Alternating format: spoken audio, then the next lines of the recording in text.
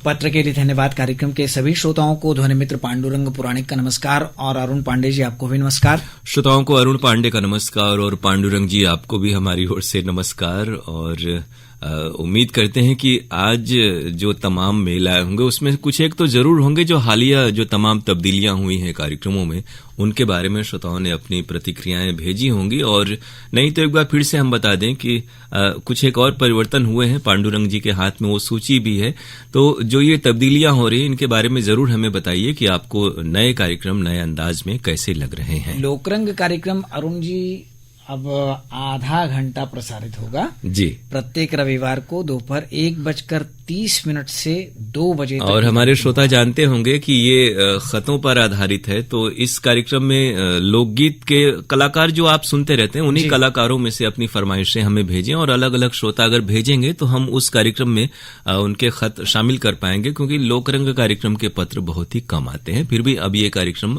रविवार को 1:30 से 2 बजे के बीच होगा। तो लोकरंग कार्यक्रम का पता बता दिया जाए जी। लोकरंग कार्यक्रम द्वारा केंद्र निदेशक आकाशवाणी महमूरगंज वाराणसी पिन कोड 221010। तो आप पत्र भेजिए, हम आपके पत्रों को लोकरंग में शामिल करेंगे, उनका स्वागत करेंगे।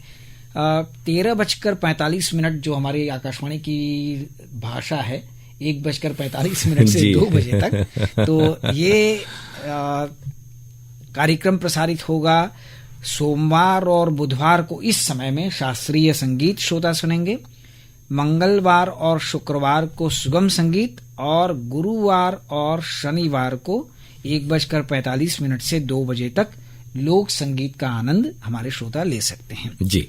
तो ये थोड़ी सी और तब्दीली थी। बिल्कुल, जो दोपहर के शास्त्रीय संगीत और लोक संगीत के कार्यक्रम जो प्रभावित हुए थे, तो वो कार्यक्रम यहाँ पर आ गए हैं और यहाँ पर जो खोए हुए व्यक्तियों के संबंध में सूचनाएं प्रसारित होती थी उसका समय भी अब सुबह 9:25 पर हो गया है।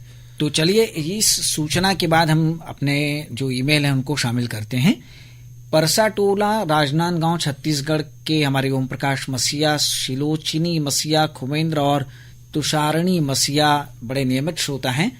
इनका जो ईमेल हमारे पास आया हुआ है, इनके 2 ईमेल हैं, हम एक अभी शामिल कर लेते हैं। ये पहले का ईमेल हमारे पास सुरक्षित था जी। संस्कृत कार्यक्रम में 17 मई को प्रोफेसर हरिप्रसाद अधिकारी का काव्य पाठ इन्होंने सुना था। स्वतंत्रता के अमृत महोत्सव के अवसर पर विशेष काव्य पाठ था, ये अच्छा लगा इन्हें। 20 मई को आपसे मिलिए कार्यक्रम में पर्यटन के क्षेत्र में बदलाव विषय पर जो बहुत अच्छी जानकारी दी गई थी वो बातचीत इन्हें अच्छी लगी। किससे बातचीत थी इसका उल्लेख इन्होंने नहीं किया है। 21 मई को हिंदी कार्यक्रम में भारतेंदु हरिश्चंद्र जी की साहित्य रचना के बारे में हमने सुना था, वो भी हमें बहुत अच्छी लगी। 23 मई को जो भारत स्काउट गाइड के बारे में विद्यालय के छात्रों ने अपने विचार रखे थे, ये विचार हमें बहुत अच्छे लगे। और प्रस्तुति हरेंद्र आजाद की थी, ये भी हमें अच्छी लगी। और 27 मई को वटवृक्ष कार्यक्रम प्रसारित हुआ था, वृद्धावस्था की समस्याएं, इस विषय पर प्रोफेसर अवधेश प्रधान से जो बातचीत थी वो बातचीत भी हमें अच्छी लगी। माता पिता अपने बच्चों को संस्कारवान बनाएं, ये इसका जो मुख्य ध्येय था, हमें सबको इसका पालन करना चाहिए। अच्छी प्रस्तुति के लिए आकाशवाणी वाराणसी को दिल से धन्यवाद। तो आपको ये तमाम कार्यक्रम पसंद आए, आपकी बधाई विशेषज्ञों और प्रस्तोताओं तक पहुंच रही है। इसी प्रकार आप कार्यक्रम सुनते रहें और हमें बताएं कि कार्यक्रमों में और क्या कुछ आप चाहते हैं। फिलहाल हम इस मेल के लिए आपको शुक्रिया कह रहे हैं, बहुत बहुत। ये पत्र जो आया है हमारे पास ईमेल वाला जी, इसे भेजा है अनिल कुमार गुप्ता गोंड, अशोक विहार कॉलोनी, वाराणसी पहाड़िया से जी। इन्होंने लिखकर फोटो खींच जी बिल्कुल, और ये बड़ी बात है क्योंकि हेलो फोन इन फरमाइश कार्यक्रम में हमने इन्हें जब ये कहा कि आप इस तरह से तस्वीर खींचते हैं, इसकी अपेक्षा आप टाइप ही कर दिया करें, तो उन्होंने कहा कि चूंकि उनको देखने में थोड़ी समस्या है, इलाज भी चल रहा है, तो इस कारण से बहुत मुश्किल से वो देख पाते हैं और लिख पाते हैं। तो हम लोग वाकई इस बात के प्रति शुक्रगुजार हैं, आभारी हैं आपके कि आप इतने परिश्रम से हमारे कार्यक्रम सुनते हैं और इतनी मेहनत से आप लिखते हैं और फिर उसे तस्वीर खींच करके आप अपलोड करते हैं, भेजते हैं। तो आपके इस खत का, मेल का हम स्वागत कर रहे हैं। इन्होंने लिखा है कि 1 जून को युवावाणी कार्यक्रम में मैनेजमेंट और रोजगार के अवसर विषयक जो बातचीत थी वो काफी प्रभावशाली रही। आलोक कुमार से अशोक पांडे जी की ये जो बातचीत थी इसके लिए बहुत बहुत धन्यवाद। यूथ डायरी में शैलेश दुबे ने बहुत प्रभावशाली प्रस्तुति की थी जी। और अभिभावक तथा दुग्ध डे आज ही के दिन पूरे विश्व में मनाया जाता है, ये हमें पता चला। अंगनैया कार्यक्रम में और गृहलक्ष्मी कार्यक्रम में जो भी लोग प्रस्तुति करने के लिए बहनें आती हैं उनकी बातचीत, उनकी प्रस्तुति अति प्रेरक और प्रभावशाली होती है। बहुत सी बातों पर हमें हंसी भी आती है, अच्छा लगता है। हंसना स्वास्थ्य के लिए लाभदायक है। तो सबको हमारी ओर से धन्यवाद। 3 जून को सुबह 7 बजे हम और हमारा स्वास्थ्य कार्यक्रम में विश्व की सबसे महत्वपूर्ण समस्या पर्यावरण और हमारा स्वास्थ्य विषय पर अशोक पांडे जी की बातचीत हुई थी डॉक्टर राधे श्याम जी से। ये बातचीत भी हमें बहुत ही सार्थक लगी, सचेत और सावधान करने का संदेश देने वाली थी ये बातचीत। इसके अलावा इन्होंने लिखा है कि हमारे बारे में कि आपकी भी आवाज़ बहुत अच्छी है और आपके साथी जो हैं उनकी भी आवाज़ में बहुत अच्छी लगती है। भगवती शारदा की आप पर कृपा है। आप सब इसी तरह हम लोगों के साथ जुड़े रहें और अच्छी अच्छी आवाजों में अच्छे अच्छे कार्यक्रम हमको सुनाते रहें। आगे ये लिखते हैं कि 29 मई को जो प्रहसन आज इतवार है कार्यक्रम में प्रस्तुत किया गया था, परिवार की पार्टी, ये इन्हें बहुत ही अच्छा लगा और भोजपुरी पात्र इसमें थे और उनकी जो बोली थी, उनके जो डायलॉग थे बहुत ही प्रभावशाली थे, प्रभावित करने वाले थे। राजेश गौतम जी को इन्होंने धन्यवाद दिया है, प्रस्तुतकर्ता थे, और सभी कलाकारों को शुभकामनाएं दी हैं। एक इन्होंने लिखा है कि अरुण जी ये बताइए किसी महिला को सुंदर या खूबसूरत दिखना है तो वो क्या करे? जी। तो निश्चित ही आप कहेंगे कि भाई उसे श्रृंगार करना चाहिए।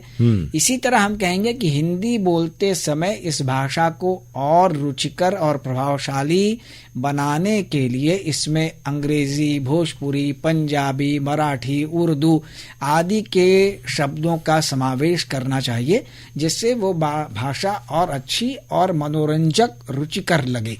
जी बिल्कुल सही बात है कि भाषा तो ऐसे भी कहा जाता है कि कोस कोस पर बोली बानी भाषा बदलती है और वही भाषा प्रगति करती है जो उदार होती है और तमाम जो शब्द हैं दूसरी भाषाओं के जो लोकप्रिय हैं उस भाषा में अपना लिए जाते हैं। लेकिन एक थोड़ा सा विवेकशील जो अनुपात है वो बहुत जरूरी है कि भाषाई शुद्धता और वर्तनी की शुद्धता का हम ख्याल रखते हुए किस तरह से लोक की जो अल्फाज हैं, जो शब्द हैं, उनको हम किस तरह से इस्तेमाल कर सकते हैं। और ग्राह्य हो, मुख्यतः तो भाषा का कार्य संप्रेषण है, तो जो भाषा बोली ग्राह्य हो कि सामने वाले को आपकी बात आसानी तक समझ सके वो भाषा ही सफल होती है। बहुत सारे कार्यक्रम आपने सुने और वो आपको पसंद आए, तो तफसील से आपका पत्र पांडुरंग जी ने पढ़ा भी, तो उन्हें दोहराना पुनः उचित नहीं है, इसलिए बहुत सारे जो आपको कार्यक्रम पसंद आए उनके प्रस्तुताओं और कलाकारों को, विशेषज्ञों को हम आपके प्रति आभार प्रकट करते हैं और उनकी आपकी बधाई उन तक पहुंच रही है। इन्होंने आगे लिखा है कि अधिक से अधिक प्रहसनों का निर्माण आपके केंद्र पर हो, ऐसा मैं गौतम जी से निवेदन करना चाहूंगा जी। और जिसमें भोजपुरी भी शामिल हो। और ये लिखते हैं कि हम और हमारा स्वास्थ्य कार्यक्रम में डॉक्टर आदित्य से अशोक पांडे की जो तंबाकू सेवन से जुड़ी बातचीत थी, वो बातचीत भी हमें बहुत ही अच्छी लगी। ये जागरूक करने वाली बातचीत थी, इसके लिए हम पुनः धन्यवाद देना चाहेंगे। और इन्होंने आगे लिखा है कि कभी कभी आपका जो PKLD वाला विजुअल YouTube पर हमारे सामने नहीं आता है, तो हमें आप लोगों के दर्शन का अवसर नहीं मिलता है। हम आपसे यही कहना चाहेंगे कि आशुतोष जी भी जरा समय में, व्यस्त समय में से थोड़ा समय निकालकर हम लोगों के लिए आपको विजुअल रूप में जरूर पहुंचाएं तो अच्छा लगेगा। तो पहले तो गौतम जी के प्रति आपने जो बातें कही कि अधिक से अधिक प्रहसन बने और भोजपुरी भाषा में भी बने, तो वो बात इस कार्यक्रम के जरिए पहुंच रही है। और जहां तक YouTube पर विजुअल की बात है, तो सच आपने कहा कि कभी कभी हर कोई अवकाश होते हैं, कुछ अपने जरूरियात होते हैं, तो इस कारण से वो उपलब्ध व्यक्ति नहीं हो पाता है। इस कारण से आप हर अंक जो पत्र के लिए धन्यवाद कार्यक्रम का है उसका विजुअल आप तक नहीं पहुंचता होगा, लेकिन पांडुरंग जी पुराने कार्यक्रम तो पड़े ही रहते हैं और इतनी मोहब्बत है, लगाव है, तो आप उन्हें देख करके हम सबको देख सकते हैं और ऑडियो के जरिए तो आप कार्यक्रम हमारे केंद्र के सुन ही पाते हैं। तो इस आपने जो इतना मेहनत से 2-3 पन्ने का हम तक खत भेजा और उसको मेल बना करके, तो हम आपके बहुत आभारी हैं। कार्यक्रम सुनते रहें, उसमें भाग लेते रहें, हम बहुत शुक्रिया आपके प्रति कह रहे हैं। ये मेल आया है गौरव मदान का करमपुरा नई दिल्ली से। इन्होंने लिखा है कि बहुत लंबे समय के बाद मैं आपको मेल भेज रहा हूं। आपके सभी कार्यक्रम मुझे बहुत अच्छे लगते हैं। 1998 से मैं आकाशवाणी वाराणसी के कार्यक्रम सुन रहा हूं, फरमाइशी कार्यक्रम भी सुनता हूं और कोशिश करके हार गया हूं। हेलो फॉरेन फरमाइश में आज तक मेरा कॉल नहीं लगा, दुखी हो गया हूं।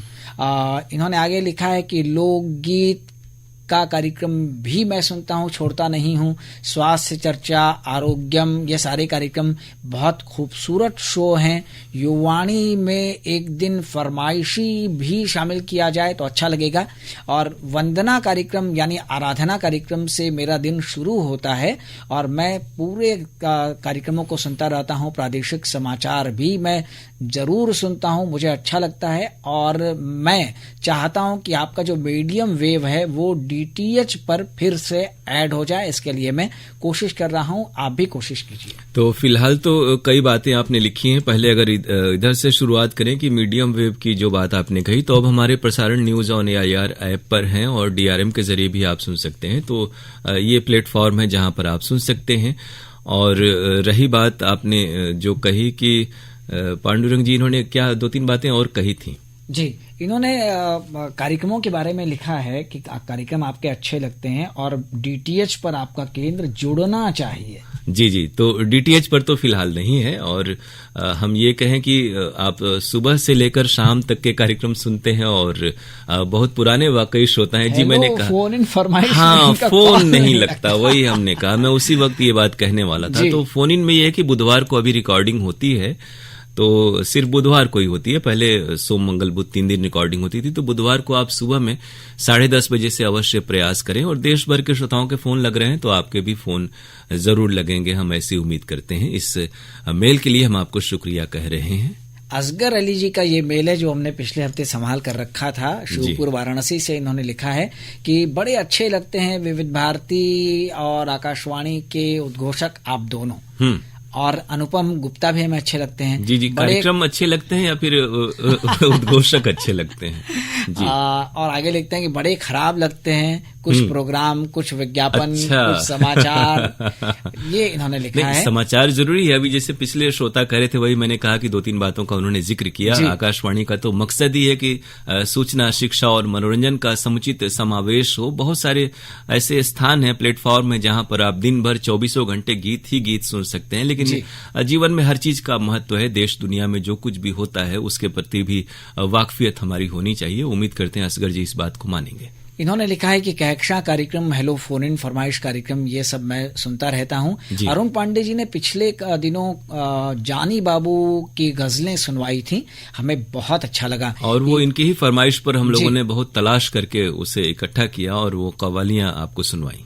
ईमेल पर आधारित कार्यक्रम जो आप लोग पेश करते हैं वो भी हमें बहुत अच्छा लगता है, खासकर आप और हम। जी। और इन्होंने आगे लिखा है कि बड़े दुख के साथ लिखना पड़ रहा है कि आकाशवाणी में विज्ञापनों की बहुत भरमार हो गई है। पहले विज्ञापन बीच में कम हो गए थे, लेकिन इधर फिर ढेर सारे विज्ञापन आना शुरू हो गए हैं, जिससे कार्यक्रमों में जो व्यवधान उत्पन्न होता है वो हमारे लिए ऐसे असगर जी ये माने कि जैसे शरीर के लिए रक्त जरूरी है, वैसे ही किसी भी संस्थान को चलाने के लिए रेवेन्यू, राजस्व जिसे हम कहते हैं, वो भी जरूरी है। तो अगर रेवेन्यू आ रहा है विज्ञापनों के जरिए, और लेकिन ईमानदारी से ये कहें कि कुछ एक साल पहले तो एक समय इतने विज्ञापन होते थे कि सुबह का जो प्रोग्राम था उसमें हम लोग सिर्फ एक आध गाने बजा पाते थे। तो उतनी तादाद में विज्ञापन तो इस समय ईमानदारी से नहीं है, फिर भी विज्ञापन घटते बढ़ते रहते हैं, ये बात आपने सही कहा। और विज्ञापन भी थोड़ा सा जरूरी है और उसकी बुकिंग होती है, कितना उसकी मात्रा हो इस पर हमारा वश नहीं रहता है। इन्होंने आगे लिखा है कि आपके ईमेल या व्हाट्सएप में लगभग 2000 तक नाम आ जाते हैं। जी बिल्कुल। तो आप थोड़ा अंकुश लगाइए इन नामों पर। इतने ज्यादा नाम आप आते हैं तो आप शामिल करने लगेंगे तो गीत कम बजेंगे। और एक शिकायत इनकी ये भी है कि हेलो फोन इन फरमाइश की रिकॉर्डिंग में तकनीकी गड़बड़ी से बीच की आवाज आती रहती है। बीच बीच में ऐसी आवाज आती है कि श्रोता की आवाज ही गायब हो जाती है। तो इसको भी बिना बाधा के रिकॉर्डिंग संपन्न हो जाए, इसके लिए आप प्रयास करें। जी, हम और पांडुरंग जी खासतौर से इस बात के लिए अपने तकनीकी अनुभाग के जो साथी हैं कई बार हम लोग गुजारिश कर रहे हैं और वो भी प्रयासरत हैं। लेकिन देखिए कि कितनी जल्दी इस समस्या का उसका हल निकल पाता है। ये बात आपने सही कही। हमें भी उससे थोड़ी सी दिक्कत होती है और सुनने में अच्छा नहीं लगता, खासतौर से वो कार्यक्रम जब YouTube पर भी रहने वाले हैं और उन्हें बार बार सुना जाएगा तो उनकी गुणवत्ता निसंदेह अच्छी होनी ही चाहिए।